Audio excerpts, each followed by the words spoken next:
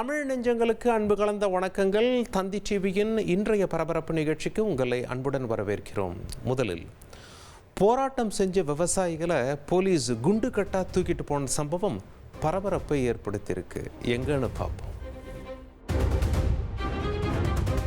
புதுக்கோட்டை மாவட்டம் அறந்தாங்கி அருகே போராட்டத்தில் ஈடுபட்ட விவசாயிகளை போலீசார் வலுக்கட்டாயமாக தூக்கிச் சென்ற சம்பவம் அதிர்ச்சியை ஏற்படுத்தியுள்ளது. ரத்தனை கோட்டை கிராமத்தில் வணிக வரித்துறை அலுவலகம் கட்டுவதற்காக ஆக்கிரமிப்பில் இருந்த அரசு நிலத்தை மீட்பதற்காக போலீசார் குவிக்கப்பட்டனர். இந்த நிலையில் அந்த நிலத்தை பயன்படுத்தி வந்த 3 விவசாய குடும்பத்தினர் தர்ணா போராட்டத்தில் ஈடுபட்டனர். இதனால் இரு தரப்புக்கும் வாக்குவாதம் ஏற்பட்டு போலீசார் விவசாயிகளை பல பிரயோகம் செய்து கைது செய்தனர்.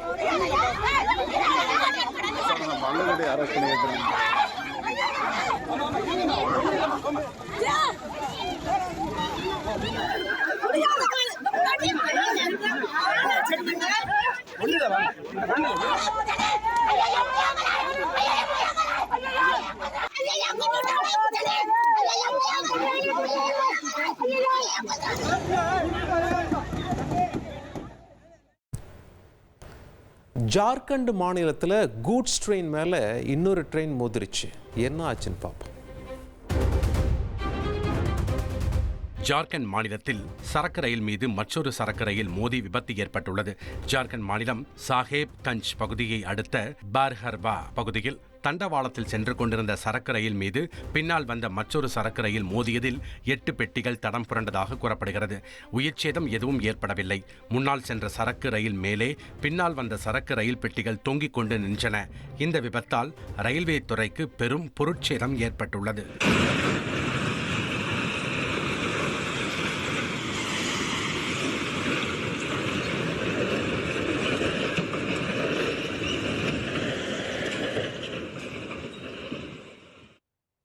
ராஜஸ்தானில் கனமழை வெளுத்து வாங்கிட்டு இருக்குன்னு நமக்கு தெரியும்.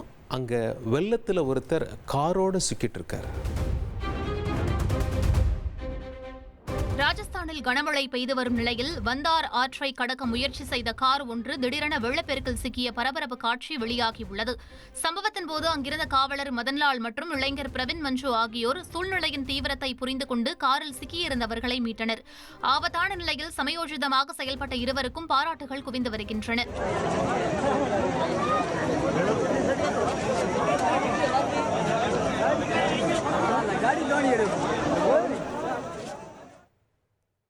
பெங்களூரில் பிரபலமான ஒரு ஐடி கம்பெனியில் பெண்கள் கழிப்பறையில் சக ஊழியர் ஒருத்தரே ரகசியமாக வீடியோ பதிவு செஞ்சு போலீஸ்கிட்ட சிக்கியிருக்கார். கர்நாடக மாநிலம் பெங்களூருவில் உள்ள பிரபல ஐடி நிறுவனத்தில் பெண்கள் கழிப்பறையில் சக ஊழியரை ரகசியமாக வீடியோ பதிவு செய்த நபரை காவல்துறையினர் கைது செய்தனர். பெண் ஊழியர் கழிப்பறையில் இருந்தபோது மறுபுறத்தில் இருந்த மூத்த ஆலோசகரான ஸ்வப்தல் நாகேஷ் மாலி என்பவர் வீடியோ எடுத்துக் கொண்டிருந்ததைக் கண்டு அதிர்ச்சி அடைந்துள்ளார். உடனடியாக நிர்வாகத்தில் புகார் அளித்தபோது நாகேஷ் மாலி மன்னிப்பு கோரி வீடியோவை அளித்துள்ளார். இதையடுத்து இதுகுறித்து பெண் ஊழியர் போலீசில் புகார் தெரிவித்ததை அடுத்து நாகேஷ் மாலி கைது செய்யப்பட்டுள்ளார். ஹரியானாவில் ஜிம்ல உடற்பயிற்சி செஞ்சுக்கிட்டு இருந்த இளைஞர் திடீரென மயங்கி விழுந்து உயிரிழந்த சம்பவம் சோகத்தை ஏற்படுத்தியிருக்கு. ஹரியானா மாநிலம் ஃபரிதாபாத்தில் ஜிம்மில் உடற்பயிற்சி செய்து கொண்டிருந்த இளைஞர் திடீரென மாரடைப்பு ஏற்பட்டு மயங்கி விழுந்து உயிரிழந்த சிசிடிவி காட்சி வெளியாகி அதிர்ச்சியை ஏற்படுத்தியுள்ளது.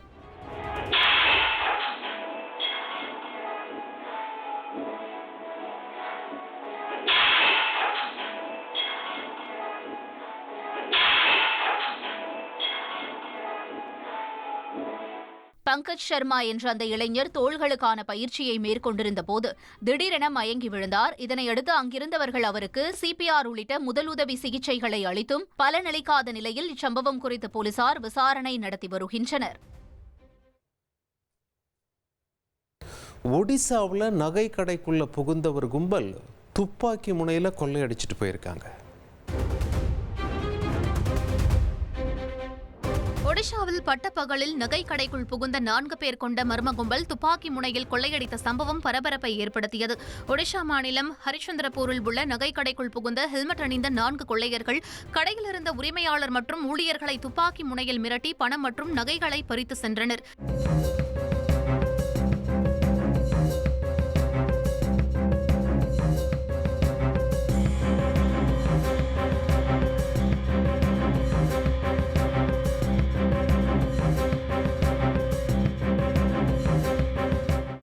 கடையில் இருந்த ஊழியர்கள் சிலரை தாக்கவும் செய்துள்ளனர். இது தொடர்பான சிசிடிவி காட்சிகளை கொண்டு போலீசார் விசாரணை மேற்கொண்டு வருகின்றனர். 8 நிமிடத்திற்குள் கடையில் இருந்த பொருட்கள் அனைத்தையும் கொள்ளையர்கள் திருடி சென்ற சம்பவம் அப்பகுதியில் பெரும் பரபரப்பை ஏற்படுத்தியது.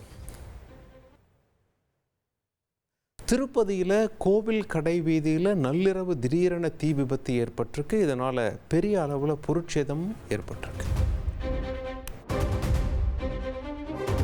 திருப்பதி அருகே கோயில் கடை வீதியில் நள்ளிரவு திடீரென தீ விபத்து ஏற்பட்டதால் பரபரப்பு ஏற்பட்டது.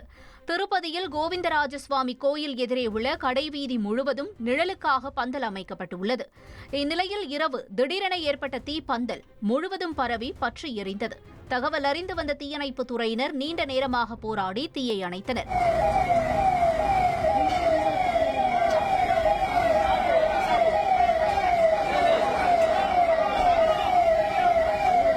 பின்னர் போலீசார் நடத்திய விசாரணையில் மின்கசிவு காரணமாக தீ விபத்து ஏற்பட்டிருக்கலாம் என்று கூறப்படுகிறது. இந்த விபத்தில் பல லட்சம் மதிப்புள்ள பொருட்கள் எரிந்து சாம்பலானது. நீலகிரி மாவட்டத்தில் ஆவின் பால் பாக்கெட்டில் பிளாஸ்டிக் துண்டு கிடந்ததா சொல்கிறாங்க. என்னன்னு பார்ப்போம். நீலகிரியில் ஆவின் பால் பாக்கெட்டில் பிளாஸ்டிக் துண்டு கிடந்த சம்பவத்தால் பொதுமக்கள் அதிர்ச்சி அடைந்துள்ளனர். பாலாடா பகுதியில் ஆவின் நிறுவன பால் வாங்கிய வாடிக்கையாளர் அதில் பிளாஸ்டிக் துண்டு கிடந்ததை பார்த்து அதிர்ச்சி அடைந்தார். இதையடுத்து அந்த பால் பாக்கெட் ஆவின் நிறுவனத்திற்கு கொண்டு செல்லப்பட்டு சோதனை செய்யப்பட்டது. இதுகுறித்து ஆவின் நிர்வாகம் தரப்பில் அளிக்கப்பட்ட விளக்கத்தில் அந்த பால் பாக்கெட் கோவையிலிருந்து கொள்முதல் செய்யப்பட்டதாக தெரிவிக்கப்பட்டுள்ளது. மேலும் எதிர்காலத்தில் இதுபோன்ற தவறு நடக்காமல் இருக்க நடவடிக்கை எடுக்கப்படும் எனவும் உறுதியளிக்கப்பட்டுள்ளது. சீனால ஒரு ஆற்றங்கரையில் கட்டப்பட்டு வந்த கட்டிடம் வெள்ளத்தில் சரிஞ்சு விழுந்திருக்கு. அந்த காட்சியை பார்ப்போம். சீனாவின் குவாங்சு மாகாணம் சின்சோ டவுன் ஆற்றங்கரையில் கட்டப்பட்டு வந்த 5 மாடி கட்டிடம் வெள்ள நீரில் சரிந்து விழுந்த காட்சி வெளியாகி அதிர்ச்சியை ஏற்படுத்தியுள்ளது. லிங்ஷு ஆற்றில் 20 ஆண்டுகளுக்கு பிறகு முதல் முறையாக கடும் வெள்ளப்பெருக்கு ஏற்பட்டதாக உள்ளூர் ஊடகங்கள் தெரிவித்துள்ளன. தற்போது குவாங்சு மாகாணத்தின் பல பகுதிகள் வெள்ளம் மற்றும் நிலச்சரிவுகளை சந்தித்து வருவதும் குறிப்பிடத்தக்கது.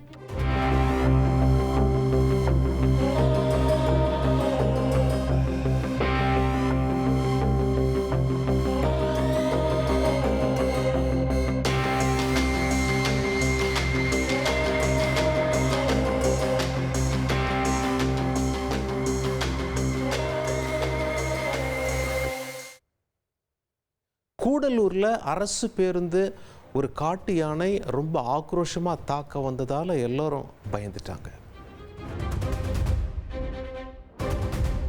அரசு பேருந்தை ஆக்ரோஷமாக தாக்க வந்த காட்டு யானையால் பரபரப்பு ஏற்பட்டது. திருவனந்தபுரத்தில் இருந்து கேரள அரசு பேருந்து பெங்களூருக்கு சென்று கொண்டிருந்த போது சாலை ஓரத்தில் மேய்ச்சலில் ஈடுபட்டிருந்த காட்டு யானை ஒன்று பேருந்தை தாக்க ஆக்ரோஷமாக ஓடி வந்தது. அப்போது சாதுரியமாக செயல்பட்ட பேருந்து ஓட்டுநர் தொடர்ந்து ஹாரன் அடித்து யானையை விரட்டினார்.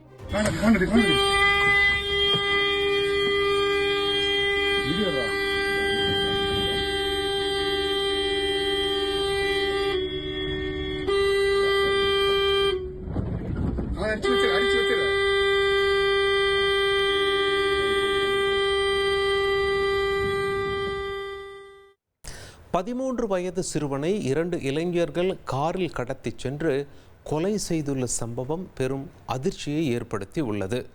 நடந்த பயங்கரத்திற்கு காதல் விவகாரம்தான் காரணமா? பார்ப்போம். ஹொசூர் அருகே உள்ள அஞ்சட்டி பகுதி அன்று அதிர்ச்சியில் உறைந்து போயிருந்தது. 13 வயது சிறுவனை 2 இளைஞர்கள் காரில் கடத்தி சென்ற சம்பவம் அப்பகுதி முழுவதும் காட்டுத்தீயாய் பரவி உள்ளது. நடந்த சம்பவம் தொடர்பாக காவல் நிலையத்திலும் புகார் அளித்த உறவினர்கள் ஒரு நாள் இரவு முழுவதும் தேடியும் கடத்தப்பட்ட சிறுவன் குறித்த எந்த தகவலும் கிடைக்கவில்லை.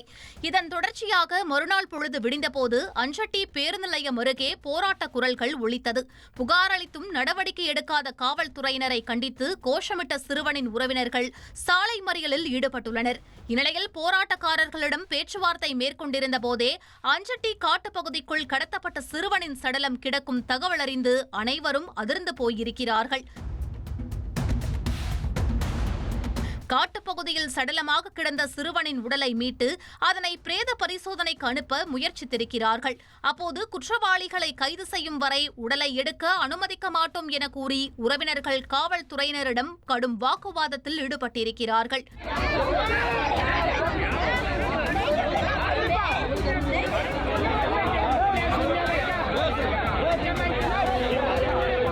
மாவட்ட காவல் கண்காணிப்பாளர் நேரில் வந்து சமாதானம் பேசியும் சிறுவனின் உறவினர்கள் கொஞ்சம் கூட அசரவே இல்லை.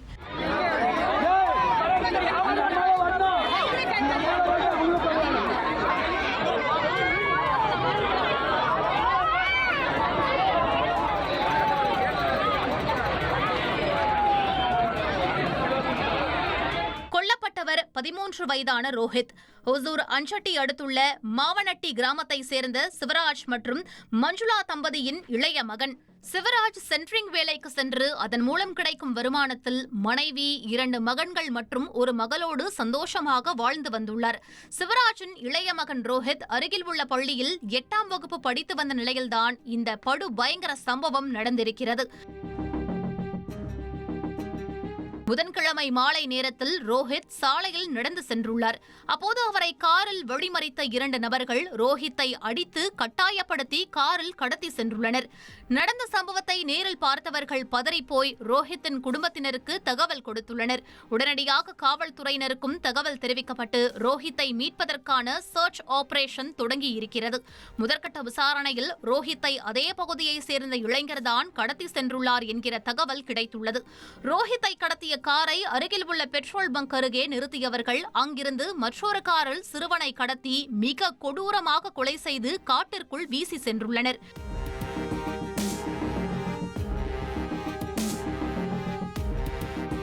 அது மட்டுமின்றி இந்த கொலை சம்பவத்தில் தொடர்புடைய ஒரு இளைஞரையும் சிறுவனையும் உறவினர்களே போலீசிடம் பிடித்துக் கொடுத்தும் அவர்கள் மீது நடவடிக்கை எடுக்கவில்லை என்கிற குற்றச்சாட்டும் எழுந்துள்ளது. மேலும் காதல் விவகாரம்தான் நடந்த கொலைக்கான முக்கிய காரணமாக இருக்கலாம் என்றும் சொல்லப்படுகிறது.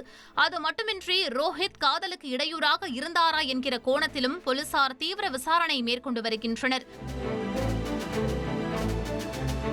குற்றவாளிகள் கைதான பிறகே அவர்கள் எதற்காக சிறுவனை கொலை செய்தனர், யாருக்காக இந்த கொலையை செய்தார்கள் போன்ற அனைத்து கேள்விகளுக்குமான விடை கிடைக்கும்.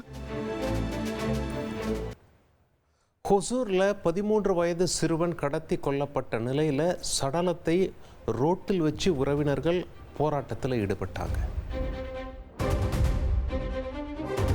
கிருஷ்ணகிரி மாவட்டம் ஹொசூர் அருகே 13 வயது சிறுவன் காரில் கடத்தி கொலை செய்யப்பட்ட சம்பவத்தை கண்டித்து உறவினர்கள் சாலை மறியல் போராட்டத்தில் ஈடுபட்டனர். அஞ்சட்டியை அடுத்த மாவனட்டி கிராமத்தைச் சேர்ந்தவர்கள் சிவராஜ், மஞ்சுளா தம்பதி. இவர்களின் 13 வயது மகன் ரோஹித் அப்பகுதியில் விளையாடிக் கொண்டிருந்த போது காரில் கடத்தப்பட்டார். இந்த நிலையில் காணாமல் போன சிறுவன் உடல் அப்பகுதி வனத்தில் கிடப்பதாக தகவல் வெளியானது. உடனே அங்கு விரைந்த பெற்றோர் மற்றும் உறவினர்கள் உடலில் காயத்துடன் கிடந்த சிறுவனின் உடலை மீட்டனர். தொடர்ந்து பேருந்து நிலையம் அருகே நடு ரோட்டில் சடலத்தை வைத்து சாலை மறியல் போராட்டத்தில் ஈடுபட்டதால் பரபரப்பு ஏற்பட்டது.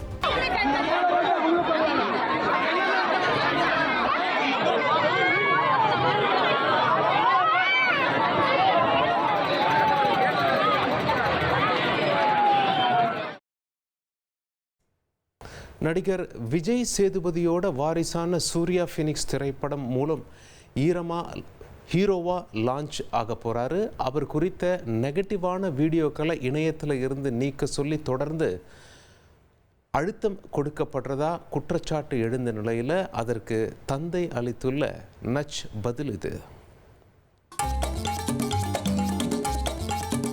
இன்றைய டிஜிட்டல் யுகத்தில் சிம்பிளான ஒரு கண்டென்ட் கிடைத்தாலே அதை டிஜிட்டல் ஊடகங்கள் ஆத்தாடி அம்மாடி என ஊதி பெரிதாக்கி விடுவார்கள்.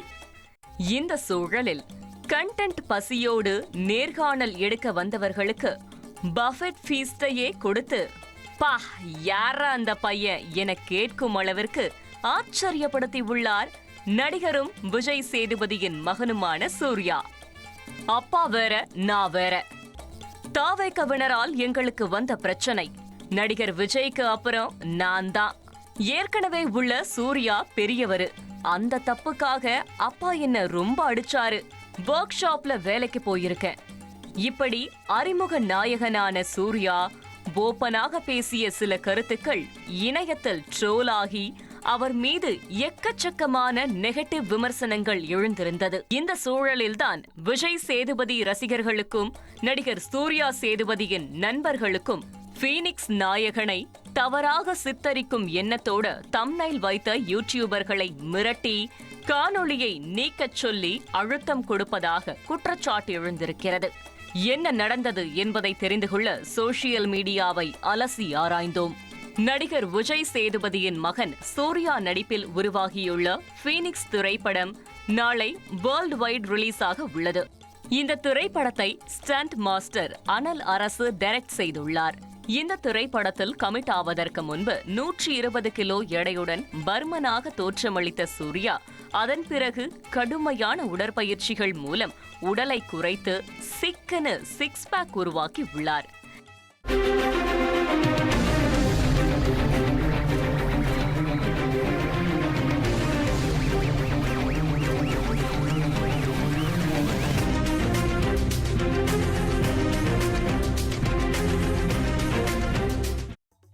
இந்நிலையில் விஜய் சேதுபதி ஜவான் படப்பிடிப்பில் இருந்தபோது சூர்யா தந்தையை சந்திப்பதற்காக ஷூட்டிங் ஸ்பாட்டிற்கு சென்றுள்ளார். அப்போது சூர்யாவை எதார்ச்சையாக மீட் செய்த அனல் அரசு விஜய் சேதுபதியிடம் தன்னிடம் சூர்யாவிற்கான ஸ்கிரிப்ட் உள்ளது, அவரை கதாநாயகனாக அறிமுகப்படுத்த விரும்புவதாக தெரிவித்திருக்கிறார். அப்போது எல்லாம் சூர்யாவுடைய முடிவுதான், அவனிடமே கேட்டுக்கொள்ளுங்கள் என விஜய் சேதுபதி மகனுக்கு அவருடைய கெரியரை தேர்ந்தெடுக்க முழு சுதந்திரம் கொடுத்திருக்கிறார். ஆனால் ஒரு தந்தையாகவும் மக்கள் செல்வன் என்கிற அந்தஸ்து பெற்ற உச்ச நடிகராகவும் இருந்த விஜய் சேதுபதிக்கு தன்னுடைய மகன் அடிமட்டத்தில் இருந்து உழைத்து முன்னுக்கு வர வேண்டும் என்கிற விருப்பம் இருந்துள்ளது. ஆனால் கதாநாயகனாகும் வாய்ப்பு சூர்யாவிற்கு எளிதாக கிடைத்துவிட அவர் 3 நாட்களில் ஃபீனிக்ஸ் திரைப்படத்தின் கதையை கேட்டுவிட்டு நடிப்பதற்கு சம்மதித்துள்ளார். பொதுவாக பிரபலங்கள் அவர்களுடைய வாரிசுகளை கதாநாயகனாக அறிமுகப்படுத்தும் போது ஆக்ஷன் கட் சொல்லும் போது கூடவே இருந்து மகனுக்கு நடிப்பின் நுணுக்கங்களை கற்றுக் கொடுப்பார்கள். ஆனால் விஜய் சேதுபதி அதற்கு விதிவிலக்கானவர். இந்நிலையில்தான் கடந்த 2023ஆம் ஆண்டு ஃபீனிக்ஸ் திரைப்படத்தின் அறிவிப்பு நிகழ்ச்சியின் போது சூர்யா சேதுபதி அப்பா வேற நான் வேற, என்னை அவரோட கம்பேர் பண்ணாதீங்க, இது சூர்யாவோட திரைப்படம் என மன உறுதியோடு பேசியிருந்தார்.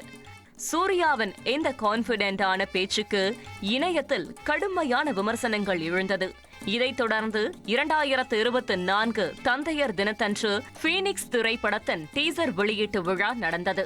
அந்த நிகழ்ச்சியில் விஜய் சேதுபதி கலந்து கொண்டு மகனை வாழ்த்தினார். அப்போது சூர்யா சேதுபதியிடம் செய்தியாளர்கள் அது குறித்து கேள்வி எழுப்பிய போதும் அவர் அப்பா மட்டும் இந்த ஃபங்க்ஷனுக்கு வரல, என்னோட மொத்த குடும்பமும் வந்திருக்காங்க என தொடர்ந்து நான் செல்ஃப் மேடு என்பதை பதிவு செய்ய முயன்றுள்ளார். ஆனால் அது மீண்டும் ட்ரோல் செய்யப்பட்டது. அறிமுகமே ஓவர் நெகட்டிவிட்டியாக மாறிய காரணத்தால் சூர்யாவின் அடுத்தடுத்த நேர்காணல்களிலும் நெட்டிசன்கள் கண்டென்ட்களை தேடி எடுத்து அவரை தொடர்ந்து ட்ரோல் மெட்டீரியலாகவே மாற்ற முயன்றிருக்கிறார்கள். இந்த சூழலில்தான் பிரபல திரை விமர்சகரும் சினிமா ஊடகவியலாளருமான பரத்வாஜ் ரங்கனுக்கு விஜய் சேதுபதி அளித்திருந்த நேர்காணலில் தன்னுடைய பிள்ளைகளிடம் அப்பா வேற நீங்க வேற என சொல்லி வளர்த்ததே நான் தான் என கான்ட்ரோவர்சிக்கு ஃபுல் ஸ்டாப் வைத்திருக்கிறார் மக்கள் செல்வன். எனினும் சூர்யா விஜய் சேதுபதி குறித்த ட்ரோல் வீடியோக்கள் இணையத்தில் உள்ள காரணத்தாலும் சர்ச்சைக்குரிய வகையில் தம்ப்நெயில் வைத்த யூடியூபர்களை தொடர்பு கொண்டு விஜய் சேதுபதியின் ஆதரவாளர்கள் அதனை நீக்குமாறு வலியுறுத்தியதாக மிரட்டப்பட்டதாகவும் தெரிகிறது. இந்த சூழலில்தான் புதன்கிழமை ஃபீனிக்ஸ் திரைப்படத்தின் சிறப்பு காட்சி பத்திரிகையாளர்கள் மற்றும் ஊடக நண்பர்களுக்காக திரையிடப்பட்டது. படம் பார்த்த பலரும் மற்றொரு ரேணிகுண்டா ஃபீல் தருவதாக கருத்து தெரிவித்துள்ளனர். பிரீமியர் ஷோ முடிந்த பிறகு ஊடகவியலாளர்களுக்கு விஜய் சேதுபதி நன்றி தெரிவித்த போது அவரிடம் இந்த மிரட்டல் தொடர்பாக கேள்வி எழுப்பப்பட்டது. ஒருவேளை அப்படி எங்கள் தரப்பிலிருந்து வீடியோவை நீக்க சொல்லி அழுத்தம் கொடுத்திருந்தால் அதற்காக நான் மன்னிப்பு கேட்டுக்கொள்கிறேன் என விஜய் சேதுபதி தெரிவித்துள்ளார். ஒரு படைப்பின் மீது விமர்சனங்கள் இருக்க வேண்டுமே ஒழிய வாரிசு நடிகர் என்கிற ஒரே காரணத்தால் ஒருவரை தரம் தாழ்ந்து விமர்சிப்பது மிகவும் தவறு. ஒரு காலத்தில் இது போன்ற விமர்சனங்களை எதிர்கொண்டவர்தான் இன்று 2026 முதல்வர் ரேஸிலும் இடம் பிடித்திருக்கிறார். அதுபோல சூர்யா சேதுபதியும் தனக்கான இடத்தை தமிழ் சினிமாவில் உருவாக்குவாரா என்பதை நாம் பொறுத்திருந்துதான் பார்க்க வேண்டும். இத்துடன் தந்தி டிவியின் இன்றைய பரபரப்பு நிகழ்ச்சி நிறைவடைகிறது. மீண்டும் சந்திப்போம் நாளை இரவு 10 மணிக்கு. நன்றி, வணக்கம்.